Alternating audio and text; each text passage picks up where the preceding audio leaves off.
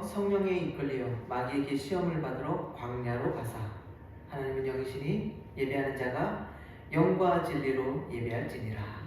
아멘.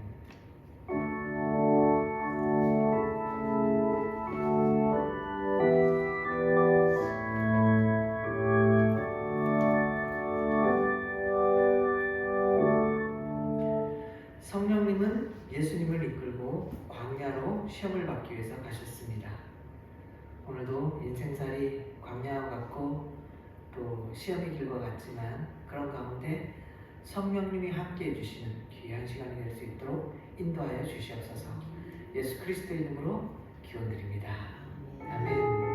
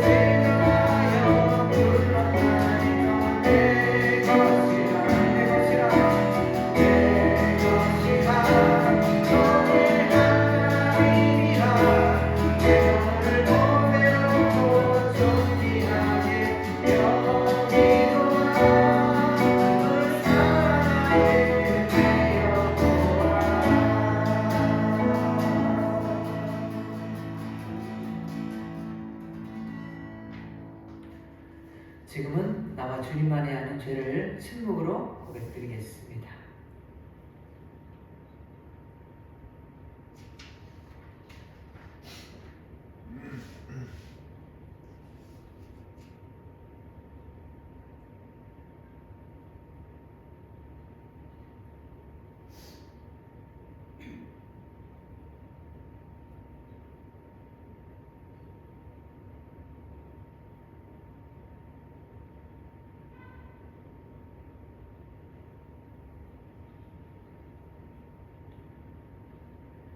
우리는 그리스도 안에서 그의 은혜의 풍성함을 따라 그의 피로 말미암아 속량 곧 제사함을 받았느니라.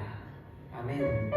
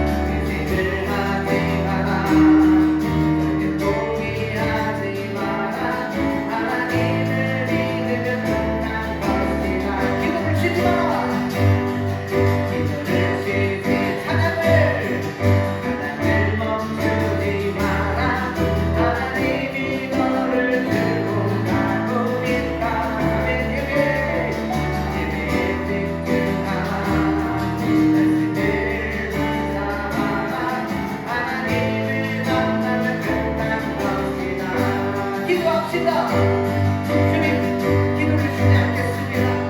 사랑을 올려드립니다. 예배에 집중합니다. 말씀으로 우리 삶을 붙잡으며 주님의 기도를 받기를 원합니다. 모든 기도를 믿는 것을 받게 나아갑니다. 말씀 역사하시고 참으시옵소서.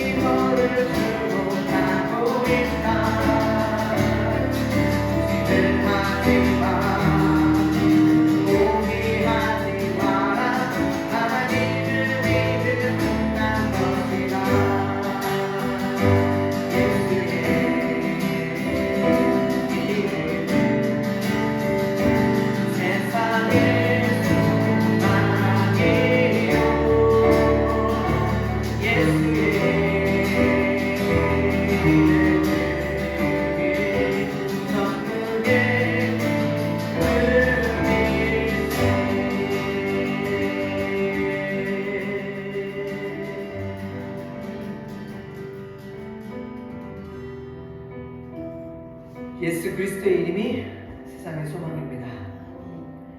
예수 그리스도의 이름이 천국의 기쁨입니다. 세상에 많은 희망과 소망이 있지만 또 세상에 많은 기쁨들이 있지만 아닙니다. 아닙니다. 참 소망이요 참 기쁨은 그것이 아닙니다. 그것들은 금방 사라지고 없어질 것들입니다. 그러나 예수 그리스도 안에 있는 소망, 또 예수 그리스도 안에 있는 기쁨이 참 소망이고 참 기쁨입니다.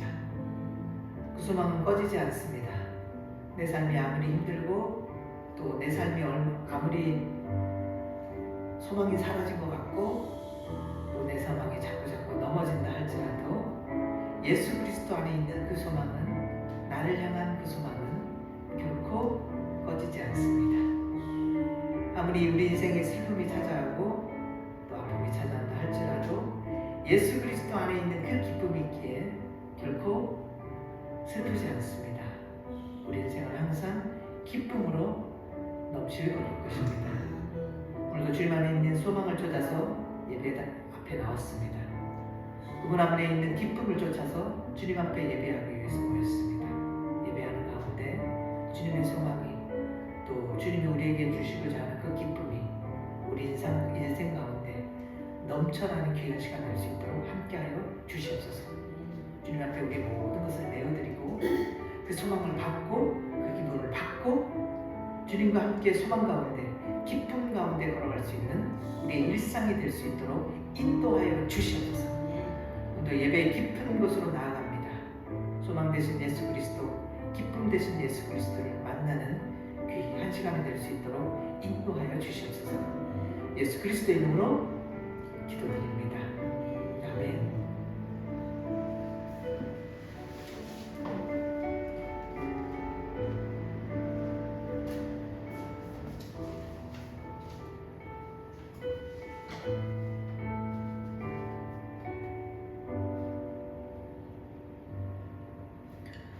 사도신경으로 우리의 신앙을 하나님 앞에 고백드리겠습니다.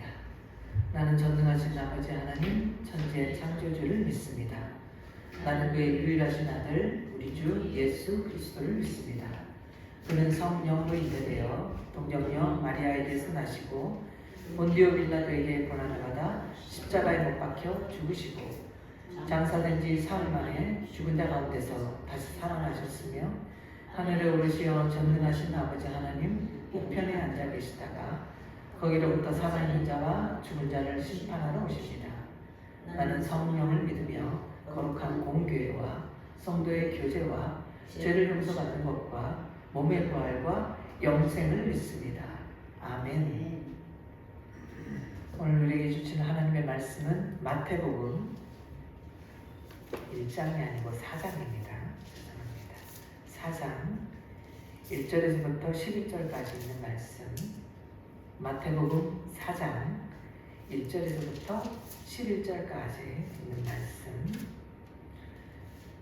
신약성경 3페이지에 있습니다. 마태복음 4장 1절에서부터 11절까지 우리 한 절씩 교독합니다. 제가 먼저 읽겠습니다. 그때에 예수께서 성령에 이끌려 마귀에게 시험을 받으러 광야로 가사 시험하는 자가 예수께 나와 이르되 내가 만일 하나님의 아들이거든 명하여 이 돌들로 떡덩이가 되게 하라.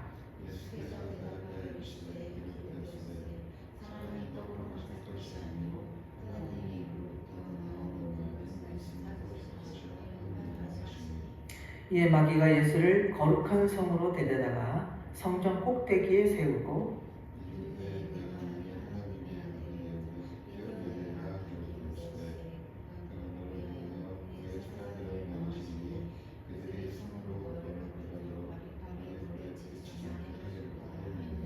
예수께서 이르시되 또 기록되었으되 주 너의 하나님을 시험하지 말라 하였느니라 하시니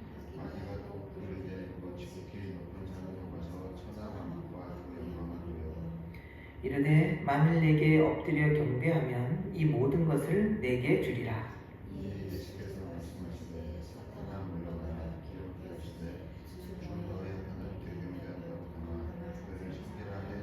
같이 읽습니다.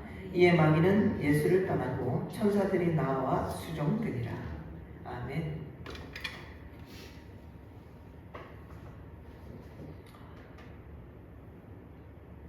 수국 분류월 이란 제목으로 하나님 말씀 증거하도록 하겠습니다. 수국 분류월 무슨 말일까요? 모르죠. 이런 말을 어떻게 저도 잘 모릅니다. 그런데 이런 제목으로 시를 쓴 사람이 있어요. 이런 제목으로 시를 썼습니다. 자, 한번 들어보실래요? 한번 읽어줄 테니 짧은 거니까 읽어줄 테니까 한번 들어봐요. 어떤 내용인지 한번 들어보십시오. 비 오면 나무는 비에 젖고 새는 비에 젖은 나뭇가지 위에서 빗소리를 듣는다. 아름답죠? 진짜 아름답죠? 야, 표현을 이렇게 하는구나. 너무 아름답죠? 바람 불면 나무는 바람에 흔들리고 새는 흔들리는 가지 위에서 바람 소리를 듣는다. 이것도 아름답죠? 비 오면 비 오는 대로, 바람 불면 바람 부는 대로, 비에 젖고 바람에 흔들리며 사는 법을 새는 아는 것이다. 굉장히 아름다운데 그 아름다움 속에 인생을 살아가는 진리가 담겨있는 것 같잖아요.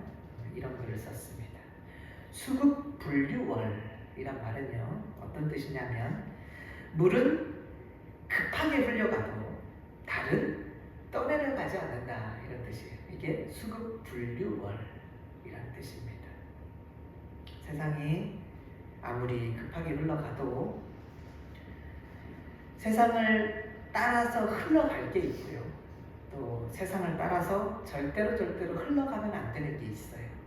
그죠? 흘러가도 상관없는 게 있고 절대로 흘러가서는 안 되는 것이 있습니다. 떠내려 보내야 할 건 뭐고 또 절대로 떠내려 보내면 안 되는 게 뭘까요? 사람 인생에는 그런 게 있죠. 그런 것들이 있습니다.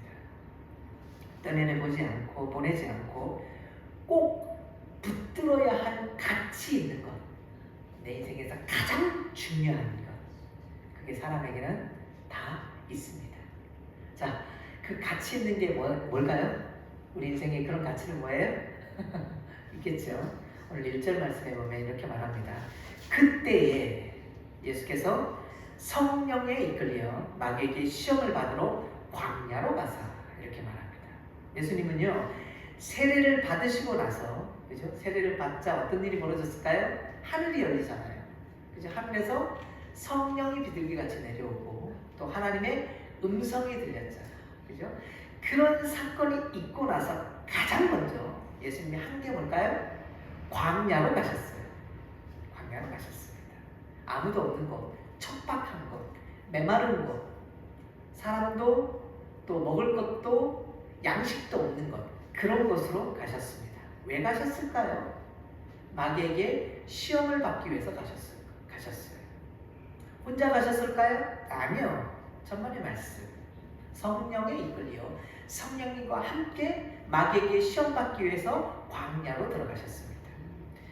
믿는 사람에게도 시험이 있습니까? 네, 있어요. 없으면 얼마나 좋겠어요. 믿지 않는 사람이 어디 있겠어요? 다 믿겠지. 그런데 믿는 사람에게도 시험은 있습니다. 그래서 자꾸 시험에 드는 거예요. 그래서 자꾸 예수 믿다가 자꾸 떠나가는 거예요. 왜? 예수를 믿어도 여전히 시험이 있어요. 견디기가 힘든 거죠. 인생은요 마귀에게 시험받는 광야와 같은 것이에요. 이게 인생입니다. 그런데 그냥 시험을 받나요? 아니요. 혼자서 받나요? 아니요. 인생은 분명히 마귀에게 시험을 받는 시험이 있는 곳이지만 예수 믿는 사람들은요 혼자 받지 않습니다. 성령에 이끌려 그 시험을 받아요. 이게 차이점이에요. 인생은 분명히 마귀에게 시험을 피할 수 없는 곳이지만 하나님의 자녀들은 그리스도인은 예수 그리스도를 구주로 믿는 사람은 성령님과 함께 오늘도 그 인생의 광야길을 걸어갑니다. 그래서 믿음이 필요하고 그래서 믿으면 든든한 것이고 그래서 우리는 하나님을 떠날 수가 없는 거예요. 성령님과 함께 시험 받으세요. 시험 받으십시오. 그리고 성령님과 함께 승리하십시오. 성령님과 함께 시험 공부 열심히 하셔서 하나님이 주신 그 시험을 멋지게 한번 통과하십시오. 그러기에 인생은요 한번 도전해볼 만한 가치가 있는 것이에요. 그래서 인생은 도전해볼 만합니다.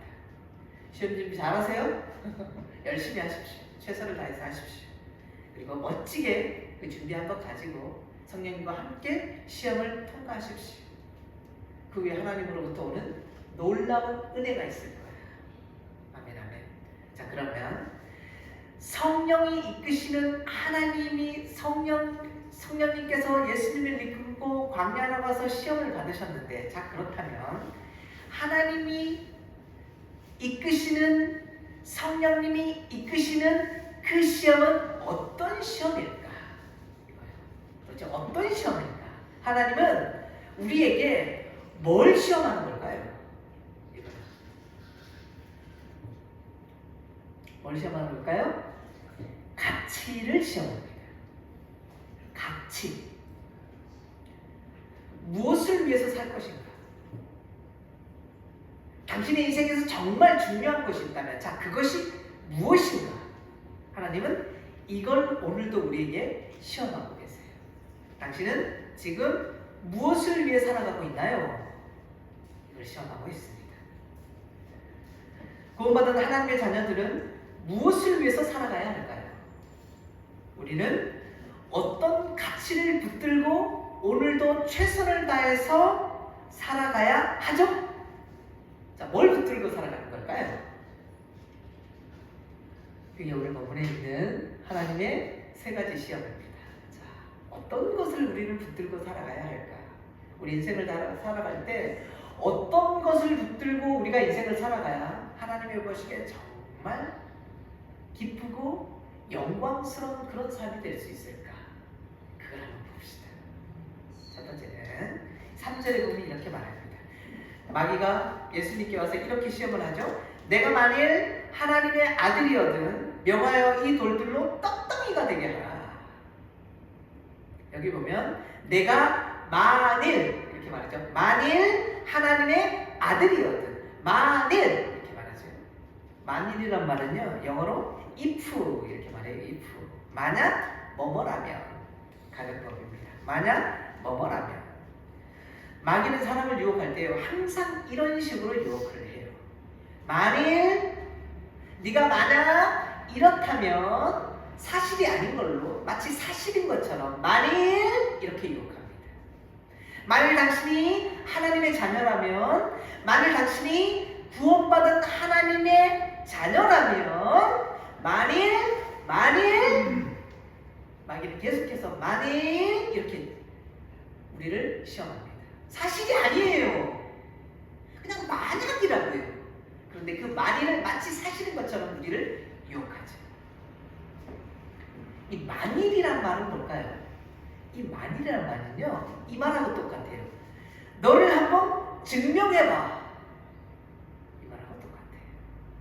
너를 한번 증명해봐. 세상 사람들은요 인생을 살아갈 때 어떻게 살아가는 줄 아세요? 자기 자신을 증명하기 위해서 살아가요. 모세는 40년간 이집트 왕궁에서 왕자로 살았죠. 태어나서 나일강에 버렸는데 그 공주가 바로의 공주가 그걸 건져다가 집에서 왕자로 길렀습니다. 장같이 40년 동안 왕자로 왕궁에서 호의호식하며 누릴 걸 다 누리며 그렇게 살아갔습니다. 그런데 어느 날 길을 갔다가 애굽 사람이 자신의 그 형제들을 치는 것을 봤어요. 서로 싸움이라고 해요. 히브리 사람이니까 애굽 사람과 히브리 사람이 싸움이 붙은 걸 봤어요. 그런데 애굽 사람이 히브리 사람을 막 때리는 걸 보게 돼요. 그러자 모세는 이렇게 행동합니다. 성경은 그 모세의 행동을 이렇게 표현해요. 좌우를 살펴 사람이 없음을 보고 일단 사람을 본 거예요. 싹 눈치를 본 거예요. 그랬더니 사람이 없어. 그러자 그 애굽 사람을 쳐 죽여 모래 속에 감춥니다. 강력하죠. 그죠? 완력이 있죠. 그죠? 굉장히 강력하잖아요. 그럼 사람을 쳐서 죽여서 그냥 묻어버렸어요. 그리고 모세는 자기가 잘한 일인 줄 알았어요. 왜 그렇죠? 내 형제를 구해줬잖아요. 그러니까 잘했다고 생각했다고요. 그런데 그 이튿날 이번에는 길을 가다가 히브리 사람들까지 동족끼리 서로 싸우는 걸 봤어요. 그래서 말려요. 내가 어찌하여 동포를 치느냐? 싸우지 마! 이렇게 말려요. 그러자 그 히브리 사람이 대뜸 모세에게 이렇게 말합니다. 누가 너를 우리를 다스리는 자와 재판관으로 삼았느냐? 내가 애굽 사람을 죽인 것처럼 나도 죽이려느냐? 잘한 줄 알았어요. 훌륭한 줄 알았다고요. 위대한 일을 한 줄 알았어요. 그런데 아무것도 아닌 거예요. 그냥 하찮은 일에 불과했던 거예요. 이 일이 탄로나서 바로가 이걸 보고 모세를 찾아요. 왜? 죽이려고. 그러자 미디안 땅으로 도망을 칩니다. 모세는 자신의 지혜와 자신의 무력으로 동족을 구원하려고 했어요. 그게 잘하는 거라고 생각했어요. 위대한 일이라고 생각했다. 자신을 증명하려고 했어요. 나 이런 사람이야. 봤어? 나 이런 사람이야. 내 지혜와 내 무력으로 나를 증명하려고 했다. 하지만 결과는 어떻게 됐을까요? 도망자가 되어버렸죠. 비겁하게 도망가는 도망자가 되어버렸어요. 그리고 40년 후에 하나님을 만납니다. 그리고 그 하나님께 물어요. 뭐라고 물을까요? 출애굽기 3장 11절에서 모세가 하나님께 아뢰되 내가 누구이기에 바로에게 가며 이스라엘 자손을 애굽에서 인도하여 내리까? 내가 누굽니까? 나는 할 수 없습니다. 그렇게 자신만만하고 큰 소리 떵떵 쳤던 자신이 40년 동안 바뀐 거죠. 나를 증명하려고 했던 사람이 40년 동안이요. 어떻게 바뀌었을까요? 나를 부정하는 사람으로 바뀌어버렸어요. 나를 부정하고 하나님의 능력을 구하는 사람으로 달라졌다. 세상은 자신이 누구인지 증명하기 위해서 끊임없이 살아가요. 나 이런 사람이야. 그죠? 나 이런 사람이야. 감히 나한테 내가 이런 사람이야. 내가 누군지 몰라? 나를 자꾸 증명하려고 살아간다고요. 그래서 그 증명을 자랑스럽게 내세우면서 살아가요. 나 이런 사람이야. 끊임없이 나를 증명해요. 그런데 그리스도인은요, 나를 증명하지 않아요. 나를 뭐 때문에 우리가 증명해야 돼요? 내가 누구인지 사람들이 알아서 뭐 하게? 그게 그렇게 증명해야 할 일이에요? 모르면 어때요? 관계 있어요? 사람들이 알아주든 몰라주든 그게 그렇게 중요해요? 아니요. 그리스도인은 그런 거 중요하게 생각하지 않아요. 오히려 나를 부정하기 위해서 살아갑니다. 이게 그리스도인이에요. 증명하지 말아요. 중요하지 않아요. 세상 사람들이 나를 뭐라고 말하고, 세상 사람들이 나를 칭찬하고, 세상 사람들이 나를 욕하는 거, 그거 중요하지 않아요. 그거 중요하고 그거 증명하려고 살아가면요, 결국은 그리스도인은 도망자가 돼요. 계속해서 쫓겨다닙니다. 그죠? 이겼어도 승리했어도 계속해서 쫓겨다녀요. 오, 이거 망하면 어떡해? 오, 내가 지금은 승리했지만 내일 실패하면 어떡해? 계속해서 도망자로 살아가요.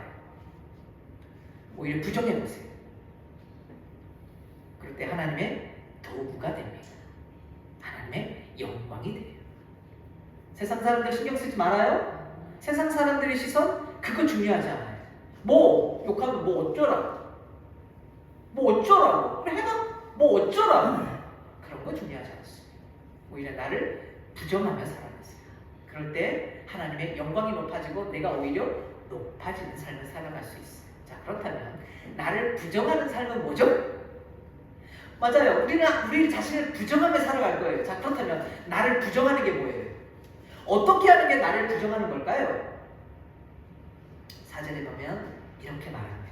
예수께서 대답하여 이르시되 기록되었을 때 사람이 떡으로만 살 것이 아니요 하나님 의로부터 나오는 모든 말씀으로 살 것이라 하였느니라 하시니. 떡이 아니라 말씀으로 사는 삶이 나를 부정하는 삶이에요. 우리는 자 떡으로만 살아가려고 하잖아요. 그거는 나를 증명하는 삶이에요. 얼마나 떡을 많이 구했냐, 얼마나 떡을 많이 먹었냐, 얼마나 나한테 떡이 많냐, 우리는 항상 이거 자랑하지 않아요? 이게 나를 증명하는 거라고요. 그래서 내가 우리 곳간에 떡이 얼마나 있냐, 이걸 자랑하자. 자, 봐라, 내 곳간에 이렇게 떡이 많다. 내가 이 정도의 사람이야. 떡으로 나를 증명한다. 그러면 쫓겨다녀요. 항상 도망자로 살아가야 한다고요. 더 이상 떡을 자랑하지 말고요, 말씀을 자랑하십시오. 말씀으로 살아가 보세요. 그게 나를 부정하는 것이고, 그게 나를 자유롭게 만들어요. 그게 나를 영화롭게 만들고 기쁘게 만듭니다. 떡으로 살지 말고 말씀으로 사세요. 나를 증명하려고 살지 말고 나를 부정하고 하나님의 능력으로 사시라. 그리스도인의 가치는 그래서 곧 말씀의 가치입니다. 그게 그리스도인의 가치예요. 진정한 행복은, 그리스도인에게서 진정한 행복은 말씀 안에 있어요. 말씀으로 사세요. 그게 은혜입니다.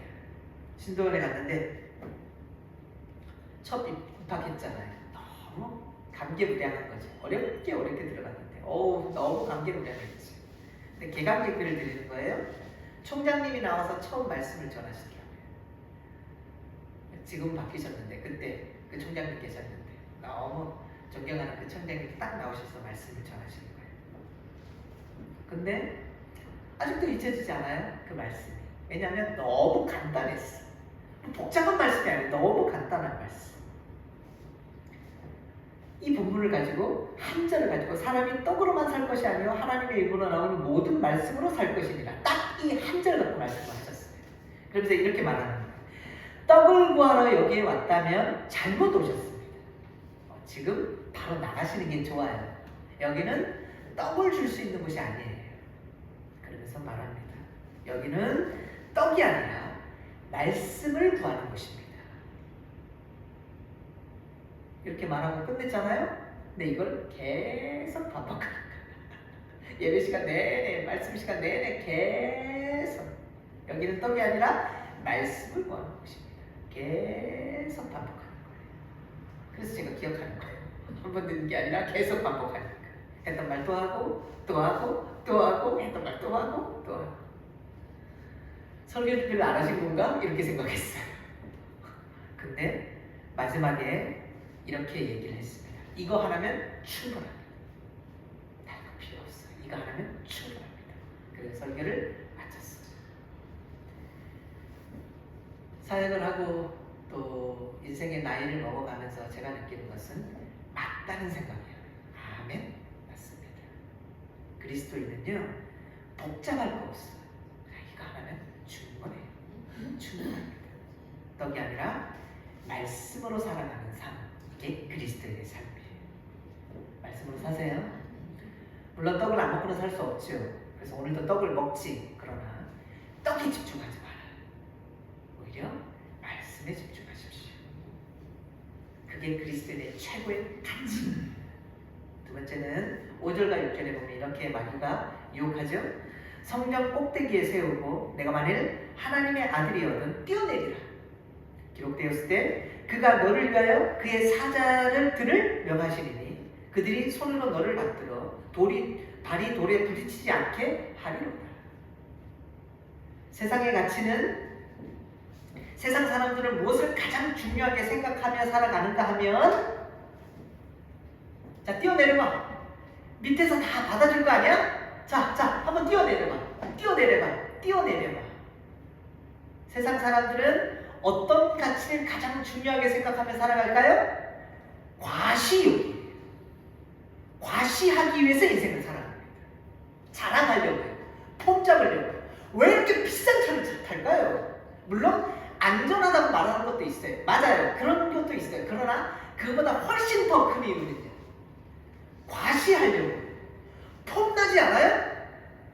작은 차, 소형차 타고 쓱 들어가는 것보다 이렇게 대형차, 아주 비싼 차를 타고 쓱 들어가면 훨씬 더 폼나지 않아요? 과시하기 위해서 인생을 살아간다. 네, 믿음은요. 뛰어내리는 게 아니에요. 자, 보여줄게. 다 같이 한번 봐. 내가 발이 부러지나 안 부러지나 한번 지켜봐. 자, 멀쩡하지? 믿음은 과시가 아니에요. 과시가 믿음이라고 생각한다면 의리의리한 집, 의리의리한 차, 의리의리한 것 이걸 위해서 믿음 생활을 한다면 잘못하시는 거예요. 뭔가 실수하는 겁니다. 믿음은 과시용이 아니에요. 예수님은요 내 욕심을 성취하기 위한 도구가 절대 아니에요. 그 믿음은 뭐죠? 오히려 믿음은 7절에 나와 있잖아요. 예수께서 이르시되 또 기록되었을 때 주 너희 하나님을 시험하지 말라 하였느니라 하시니 믿음은 내 욕심으로 하나님을 시험하는 것이 아니라 내가 하나님 앞에 낮아지고 내가 사람 앞에 하나님 앞에 겸손한 삶을 살아가는 것 이게 믿음입니다. 하나님 시험하지 말아요. 과시하려고 인생 살지 마세요. 헛수고 하시는 거예요. 과시해보세요. 충족되지 않습니다. 헛수고 하시는 겁니다. 오히려 겸손해지세요. 겸손해지시라. 누가 그러대 고등학교 동창을 만나러 나갔는데 들리는 말에 의하면 그 동창이 형편이 조금 나보다는 어렵다는 얘기를 들어서 얘는 사장이었는데 그 친구를 만나러 나갈 때 자기는 양복을 벗고 차를 집에다 놓고 잠바를 입고 친구를 만나러 나갔다. 친구야, 잘 지냈니?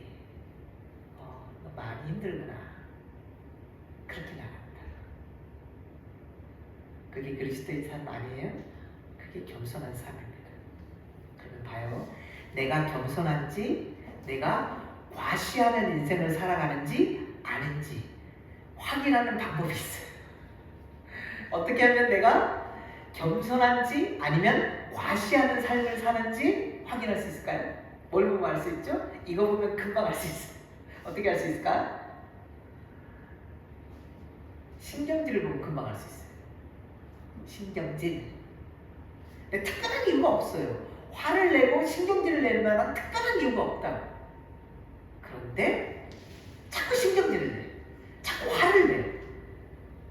그러면요. 겸손하지 않을 가능성이 훨씬 커요.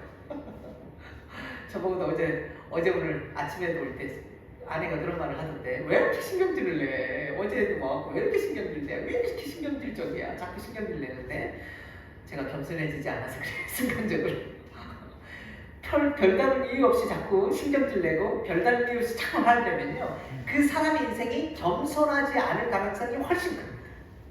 왜냐? 왜 신경질이 나죠? 자기 마음대로 하려고 하니까 신경질이 나지. 화가 나는 거지. 그러니 겸손하지 않을 사람이 훨씬 큽니다.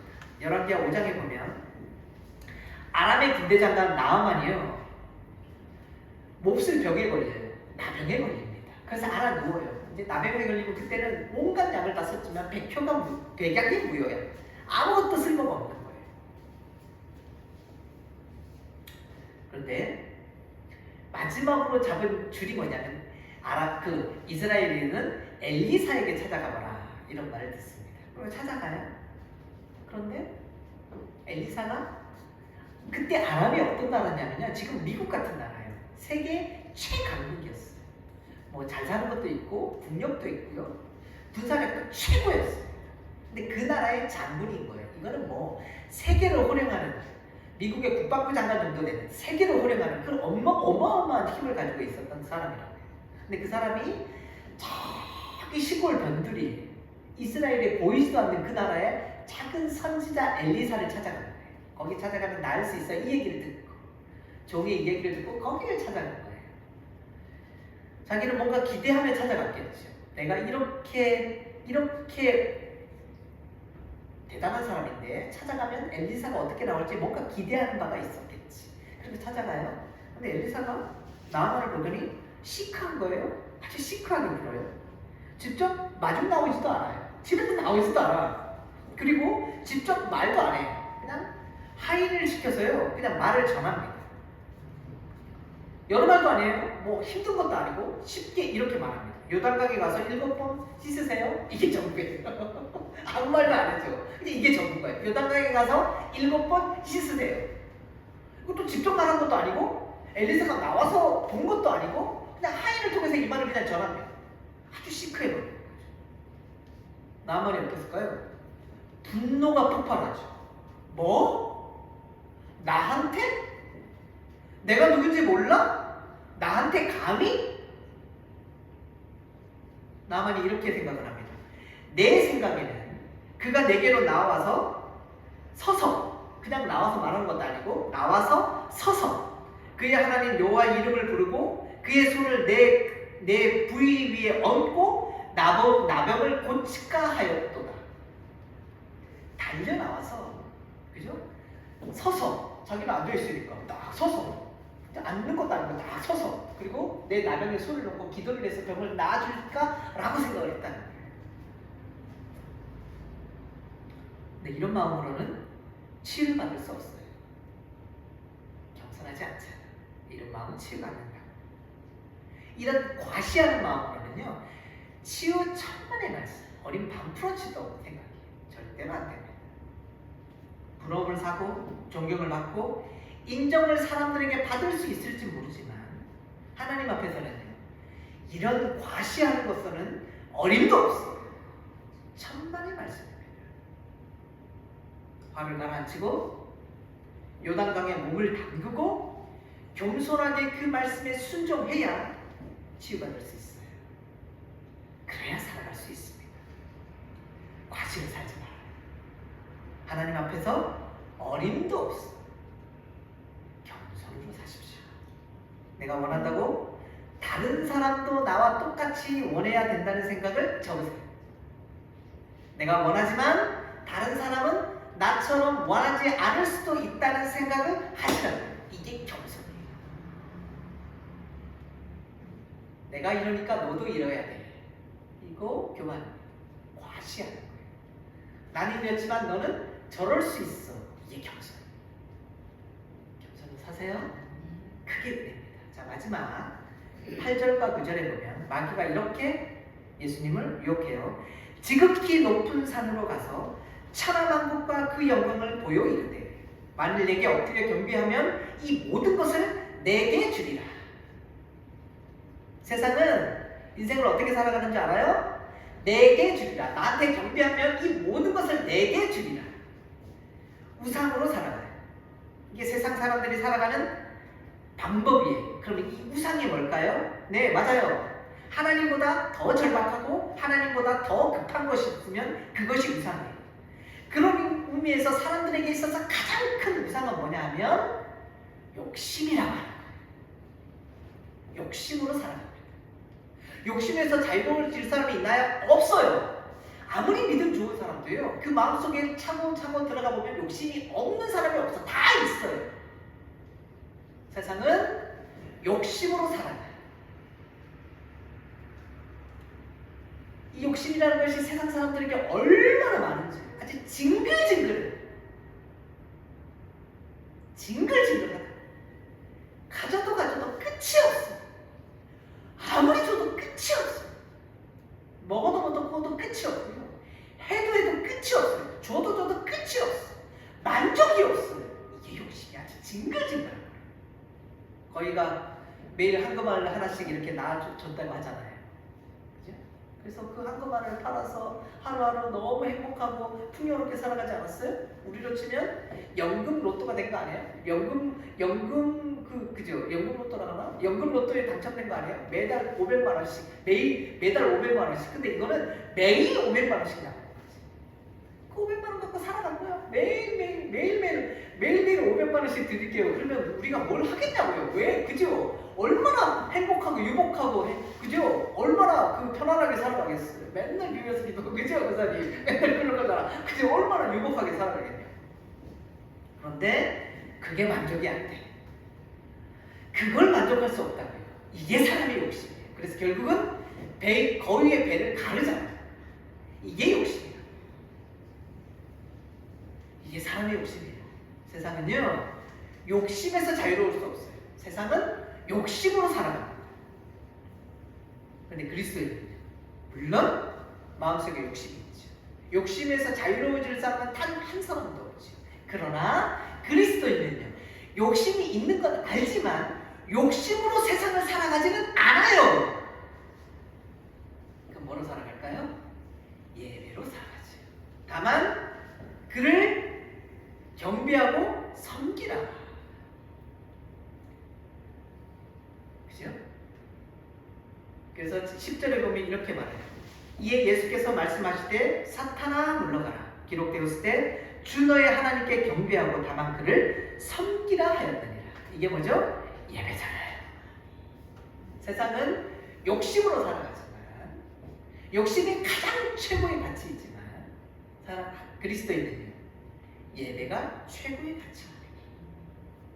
예배가 가장 중요합니다. 예배부터 드리세요. 거기서부터 우리 인생이 다시 시작되고, 다시 정리되고, 다시 우리 인생이 통제될 수 있어요.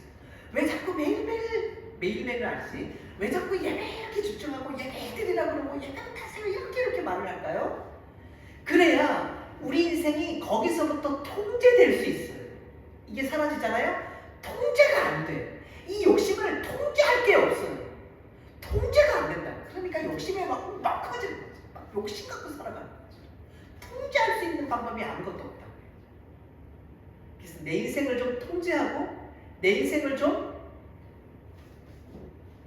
말씀으로 좀 살아가고 내 인생을 좀 이렇게 좀 통제하고 계획 잡히며 절제하며 살아갈 수 있으려면 예배가 중요한 거예요. 예배부터 드려야 내 인생이 통제되기 시작합니다. 말씀으로 살아가세요. 겸손하게 사십시오. 예배부터 드리세요. 이 세 가지를 잘 준비하셔서 하나님 시험에 멋지게 한번 통과해보세요. 그래서 아브라함처럼 내 이삭을 아끼지 않고 나에게 주었으니, 그죠? 이제는 내가 너에게 모든 것을 가질 수 있다. 이런 은혜와 축복이 우리 인생 가운데 넘쳐나기를 기도드립니다. 아멘, 아멘, 아멘, 아멘. 기도하겠습니다. 하나님 감사합니다. 우리 인생 가운데 가장 중요한 세 가지, 우리가 무엇을 위해 살아가야 할 그 세 가지 오늘 우리에게 주셨습니다. 말씀으로 살고 겸손하게 살고 예배로 살아가겠습니다. 그게 이게 우리의 인생 될 수 있도록 역사하여 주시옵소서. 예수 그리스도 이름으로 기도드립니다. 아멘. 하나님의 사랑이 찬양 부르면서 교제하겠습니다.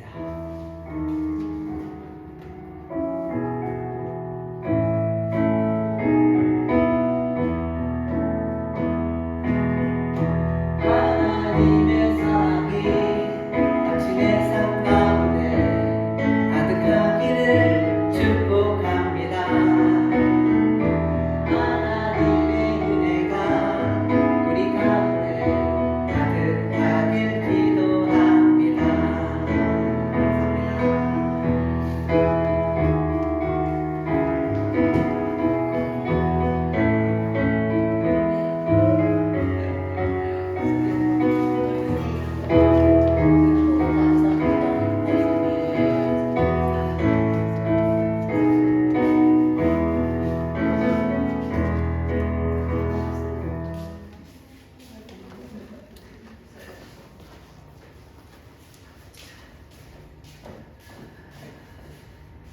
하나님 감사합니다. 오늘도 은혜 주셔서 우리가 무엇으로 살아가야 할지 하나님이 가장 우리 인생 가운데 기뻐하는 것, 또 중요하게 생각하는 것, 또 그것을 위해 살아갈 수 있도록 말씀 주시고 또 말씀에 순종할 수 있도록 은혜 주셔서 감사합니다. 그 하나님이 너무 좋고 감사해서 주님께 우리의 모든 것을 내어드립니다. 드릴 때마다 한량없는 주님의 은혜와 축복이 우리 인생과 또 우리 가정과 또 우리 교회와 또 우리 자녀들과 또 우리 일터 위에 넘쳐날 수 있도록 함께하여 주시옵소서. 예수 그리스도의 이름으로 기도드립니다. 아멘. 여호와는 우리에게 복을 주시고 우리를 지키시기를 원하며 여호와는 그 얼굴을 우리에게 향하여 드사 평강 주시기를 원하노라. 아멘.